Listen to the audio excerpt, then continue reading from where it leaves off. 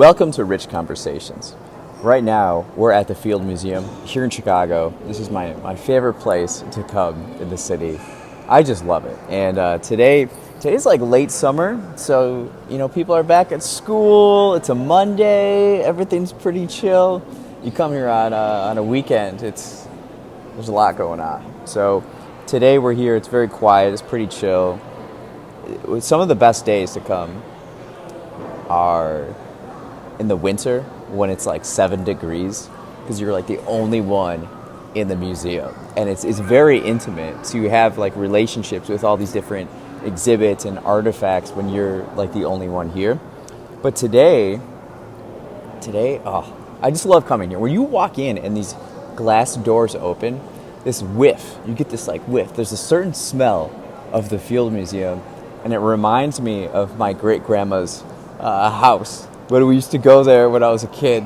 And that smell reminds me. It's so strong. Right now, I'm right by the Ancient Americas exhibit, and I'm sitting in the cafe. And the reason I'm here is because this is what I call an information processing day.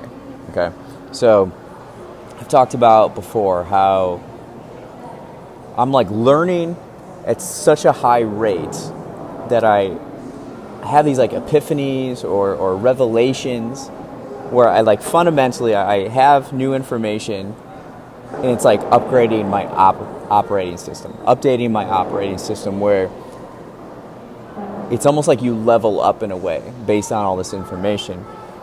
If you don't take time in your life to like take a step back and evaluate, okay, what's going on in life? What am I, just take a bird's eye view of your life.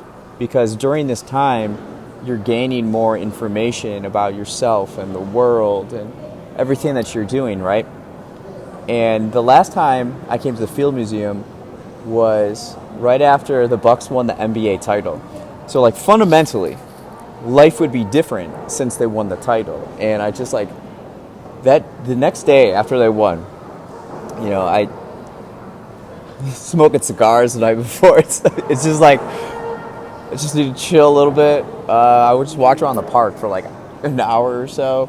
Then I came here, and then I walked downtown more, and that was the last time. And this time, since then, I've had like 2 revelations. Typically, I have these revelations or updating my operating system like once every 6 weeks. So it's abnormal so far. I haven't had it where I have 2 of them within a month. That is different and special. So there are 2 fundamental things that have changed in my life since the last time I was here. And so I have to think about it and process it. You have to think about stuff, right? So that's why I'm here. Information processing. Because humans, as we're computers, or we're not computers yet, but we're like computers in a way where we take information about the world and then we take actions from those, right? And computers can become better and better and better with size and speed and their ability to process information, but they're not humans, right? Humans are creative. So that's the advantage of being a human, is being creative, having the ability to be creative and build relationships, right? Computers can't do that on their own yet, right? So today when I'm here at the museum, besides going to a few different exhibits, I'll take notes of like what's going on. It's again like a kind of like a eagle eye view of everything that's going on, being objective with myself and the things that I'm doing. This isn't working out as well as I would like it to. What should I do to change it?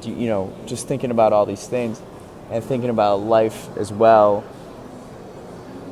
It's great to come here and think, because you're surrounded by just like history of the world, right?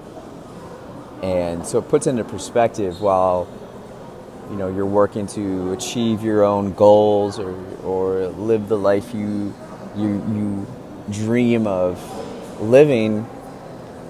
You're so insignificant compared to everything that's here and everything that's existed, but at the same time you feel very connected in that way, like you're a part of all of this, and everybody has like a role to play, and everybody is like a part of this world. So I like to come here and really think when I do some processing information about life in the world. This is where I come. I love it, and I get a coffee here. Lately I've been on this like Americano kick. I think I can't do caffeine like I used to. I'm noticing a few things. As I get older, I can't do like I used to do. And caffeine is like, I don't need as much caffeine.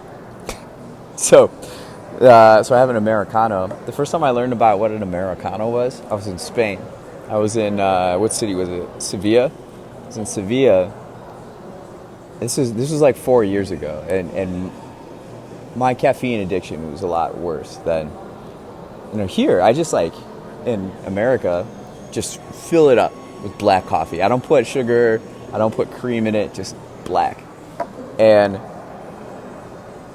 you go over to Spain and there's none of that. So I'm having anxiety when I go to cafes because there's nowhere on the menu that just says like black 16 ounces, so I'm like kind of intimidated, and I learned that an Americano is like filled up like the way Americans do, where they just want like a whole pint glass full of coffee, just get jacked up. So that's when I first learned about Americanos, and I do like the taste. I like the taste. I'm getting more into espressos, and getting older. What do I tell you? So we're here, just chilling, having a good time, right?